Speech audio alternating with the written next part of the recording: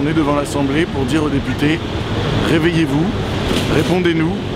Personne ne nous a répondu à toutes les propositions qu'on a faites. Il est temps maintenant que vous preniez vos responsabilités. Premièrement, on peut éviter l'austérité. Deuxièmement, miser sur la croissance n'est pas possible. La croissance ne reviendra jamais à un niveau suffisant pour créer les 5 millions d'emplois dont on a besoin. Et par contre, le système peut péter en Chine ou ailleurs, donc il y a urgence. Même le FMI dit aujourd'hui que l'austérité aggrave les problèmes. Donc on montre qu'on peut aller vers l'équilibre des finances publiques sans austérité. Si on lutte pour de vrai contre les paradis fiscaux, si on crée un impôt européen sur les dividendes pour lutter contre le dumping fiscal, si on finance la dette publique à 1%, au taux de 1%, comme on a financé les banques, on montre, avec le collectif Roosevelt, qu'on peut aller vers l'équilibre des finances publiques sans austérité. Mais après ça, on montre aussi que la croissance ne reviendra pas, ne sera pas suffisante pour lutter contre le chômage et qu'il faut vraiment inventer un nouveau modèle. En politique, il faut savoir choisir entre deux inconvénients, avait dit François Giroud. Eh bien, il fallait faire partir Sarkozy d'abord, et puis après on verrait. Et bien on a vu, on voit, ça peut s'améliorer, il ne faut pas non plus, on n'est pas là pour faire la révolution. On ne demande pas le départ de François Hollande, non. On lui demande de se réveiller, tout simplement. Rien ne se passe. Les députés sont là, figés.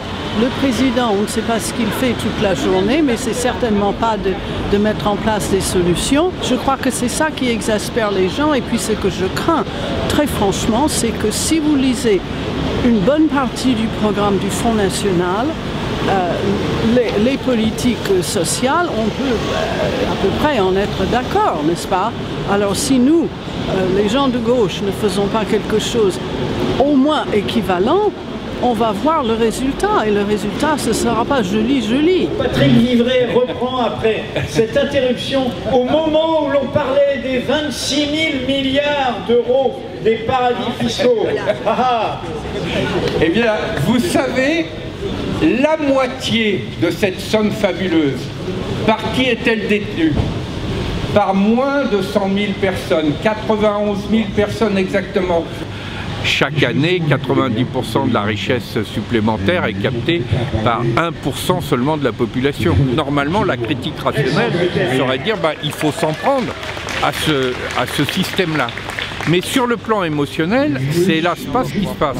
Les classes moyennes vont maintenir la distinction par rapport à la peur du déclassement, par rapport à plus pauvres qu'elles. Et donc de la même façon que dans les années 30, elles se sont retournées contre les immigrés de l'époque qui étaient par exemple en Europe les Italiens et les Polonais, elles se retournent aujourd'hui contre les Roms, les Arabes ou les SDF. Je crois qu'on est en pleine crise morale. Avec l'histoire des banques, avec la crise financière, nous n'avons pas arrêté de punir les innocents avec l'austérité, avec les paiements pour les banques, et puis de récompenser les coupables. On laisse partir les banquiers comme ça, ils sont libres comme l'air.